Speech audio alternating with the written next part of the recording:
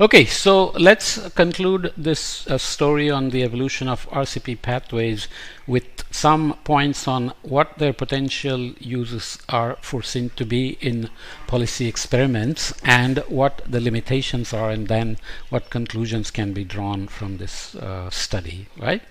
It can be expected that RCPs will be used in a wide range of policy experiments. The following uses are foreseen. Input for climate modeling. A large number of experiments have been proposed on the basis of RCPs, which obviously were used in AR5 and AR6.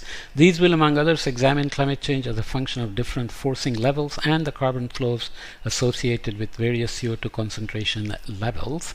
The RCP 2.6 allows for the first time to perform model comparison studies at low and reducing forcing levels. So you go to a peak and then come down and see what the responses are. Finally, the comprehensive information on greenhouse gases, atmospheric pollutants, and land use change allow analysis to look into the contribution of different forcing categories.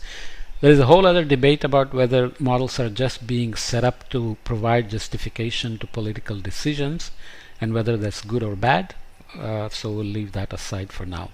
Input into mitigation analysis. The different RCP levels and their trajectories are expected to simulate research on mitigation action and socioeconomic conditions that would be consistent with a given concentration pathways. Replication experiments using different models and assumptions are done to see reproducibility. This, for instance, includes research on the influence of different expectations with respect to technology change and the policy conditions, for example, the contribution of various regions of climate policy, using similar methods as in an earlier modeling exercise such as EMF22, which I won't go into here. Input to impact assessment. After completion of the climate model runs, the RCPs may also be used in new research on the impacts of climate change. That's something new, extension of models with the uncertainties to also look at impacts, potential impacts. For this also, information on the future socioeconomic conditions will be needed. Different papers discuss how this may be done. For example, if you're looking at impact on health, then you want to consider the hazards and how they are changing with the climate model output. Then you have to look at vulnerability, exposure, and response of the social system, socioeconomic conditions that determine vulnerability, and so on, to come up with risks for the future, so that potential impact depends on the risk as a whole. It's a multiplier of the hazard, exposure, response, and vulnerability. Okay. Form an analytical thread. The RCPs have already facilitated a closer cooperation across different disciplines involved in climate research during their development and are expected to provide a consistent analytical thread running through climate change research. The information in this paper also reveals several limitations associated with the use of the RCPs that need to be kept in mind. Okay, so the limitations then are the RCPs should not be interpreted as forecasts or absolute bounds or be seen as policy prescriptive. They are storylines which are supposed to guide policies, although they are co-developed with some policymakers and governments and modified to meet the demands of some of these governments. We looked at some examples in the previous podcast, or the SRES podcast, for example. The RCPs describe a set of possible developments in emissions and land use based on consistent scenarios representative of current literature. That's all they are. The RCPs should clearly not be interpreted as boundaries for possible developments with respect to emissions and land use. Similarly, while the RCPs may be used to identify the range of climate impacts associated with different anthropogenic forcing levels, they are not meant to be policy prescriptive, i.e. no likelihood or preference is attached to any of the individual scenarios of the set. At the same time, the use of RCPs in climate research may provide important information for decision making. So you remember from the summary of the the AR5, AR6 reports, we have seen those ember diagrams which show how the risks for biodiversity and various other sectors, heat waves, extreme events, etc., increase with warming. So that gives you a range of scales of increasing risks, medium risk, high risk, and so on. So this is the goal of these RCPs, is to give you a range of scenarios so that policies can be developed with risk-informed decisions. That's a very easy word to use, but not so easy to implement, especially because IPCC cannot ensure what happens with the information once it's developed and handed over.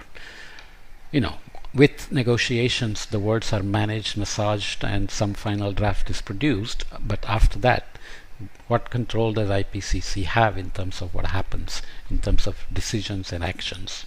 Right? The socioeconomic scenarios underlying the RCPs cannot be treated as a set with an overarching internal logic. Just read the words carefully, okay? The RCPs have not been designed as a new, fully integrated set of scenarios. The focus in the development process has been on providing a consistent set of projections for components of radiative forcing, such as emissions and land use, by using scenarios available from the literature, which are done separately and then they are synthesized. The underlying scenarios are independent efforts developed by 4 individual modeling groups. This implies that the RCPs do not necessarily form a comprehensive set for elements other than the emissions and concentrations of the main greenhouse gases and associated radiative forcings. So there is emissions, there is land use, and then there are the results in terms of comprehensive projections, but what is the internal consistency between them? That's not guaranteed. For instance, the RCPs with lower radiative forcing, like RCP 4.5 and 2.6, are not derived from those with higher radiative forcing, such as RCP 6 and 8.5. Differences between the RCPs, therefore, cannot be directly interpreted as a result of climate policy or particular socio-economic development.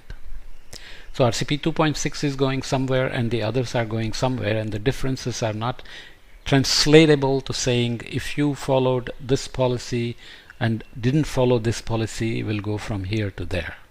So each one is almost an independent pathway. Differences may very well result from differences between models. For instance, in many models, it might not be possible to reach the lowest stabilization targets from baseline scenarios in which emissions are as high as in RCP 8.5. So some may be just going into pathways that cannot be brought back. The socioeconomic scenarios underlying each RCP should not be considered unique. So there are many overlapping parameters and assumptions going in. Each RCP is based on a scenario from the literature that includes the socioeconomic development pathway.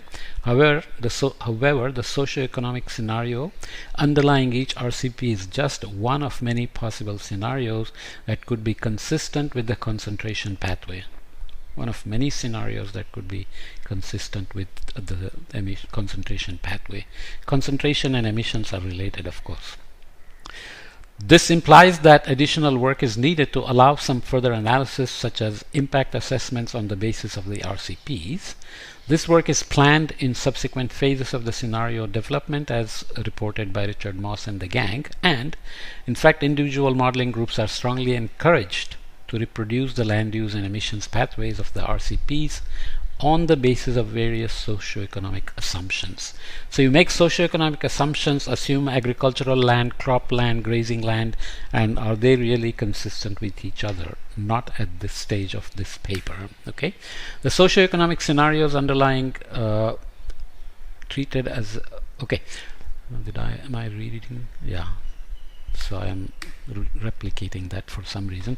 There are uncertainties in the translation of emissions profiles to concentrations and radiative forcing. Okay, so you do calculations to estimate emissions, convert them to concentrations and to radiative forcing. Each step has an uncertainty.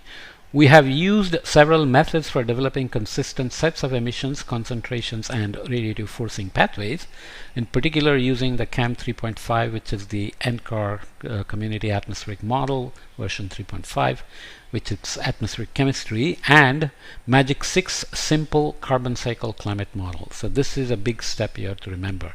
We are going from emissions and carbon cycle climate model to come to concentrations and then to radiative forcing. However, there are considerable uncertainties involved. As a result, the current set of RCPs represents one possible set of assumptions with regard to this translation.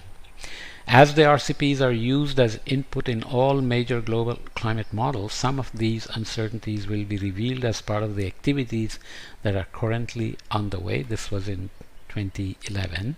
Further coordination of uncertainty analysis in subsequent phases of the climate modeling community and IAM community may further contribute to the clarifications to come about. So I will next do the podcast on the overview of SSPs, which will show some progress from some of these that are left hanging here. Okay, what are the conclusions? The RCPs represent an important step in the development of new scenarios for climate research. The RCPs provide a unique set of data, particularly with respect to comprehensiveness and detail, as well as spatial scale of information for climate model projections. In the previous sections, we have shown the RCPs to be consistent with their selection criteria and to provide a good basis for exploring the range of climate outcomes by the climate modeling community. The scenarios cover a range of radiative forcing pathways consistent with those in the current literature, which are peer-reviewed. The same holds for the development of individual greenhouse gases such as CO2, methane, and N2O. The information that is provided for each of the RCPs is also much more elaborated than in previous exercises. Data on land use and air pollution have been made available with sectoral detail that we looked at already in a table for different source categories and in a geographically explicit manner at half a degree by half a degree resolution, but this is an interpolated gridded product, so there are uncertainties as well. The data on greenhouse gas emissions have been run through one consistent carbon cycle and climate model. The RCPs have also been harmonized with the latest data on historical periods, and the harmonization algorithms have allowed for a smooth transition from the historical periods to the scenario period. The scaling factors used for this harmonization do not distort the original underlying integrated assessment model scenarios. This elaborate development process was necessary so that the RCPs may provide a consistent analytical thread that runs across communities involved in climate research. Finally, subsequent phases of the development processes of new scenarios for climate change assessment need to focus on defining a framework for socioeconomic assumptions and storylines to guide RCP-based mitigation, adaptation, and impacts analysis, which is partly done in AR6, which we will look at on the summary of SSPs. While the RCPs are each derived from internally consistent socioeconomic assumptions, as a set they do not provide an internal logic, nor do they span the full range of socioeconomic trajectories in the literature. So some selection has been made. Hence, there is a need for community effort similar to the one defining the climate dimensions of the RCPs. This community effort will need to define the socioeconomic dimension that would complement the RCPs. This process is planned as a part of the subsequent activities in the development of new scenarios, which we will see in the next podcast. So this is 2 podcasts, a total of almost 40 minutes, but I wanted to just go through it as much in detail as possible, even though I'm summarizing the paper very briefly. Hopefully, if you are interested in specific details, you can go and read up. But remember that this all is building towards the story that IPCC is developing scenarios, modifying them with the political process, meshing with the scientific process, IPCC as a boundary organization is always going to have controversies in this sense. So how to deal with these controversies and how to interpret the global warming targets versus simply decarbonization, or how to interpret the reliance on mitigation technologies versus where we may end up. These are all complicated issues that I'll discuss as we go along. Okay, see you in the next podcast.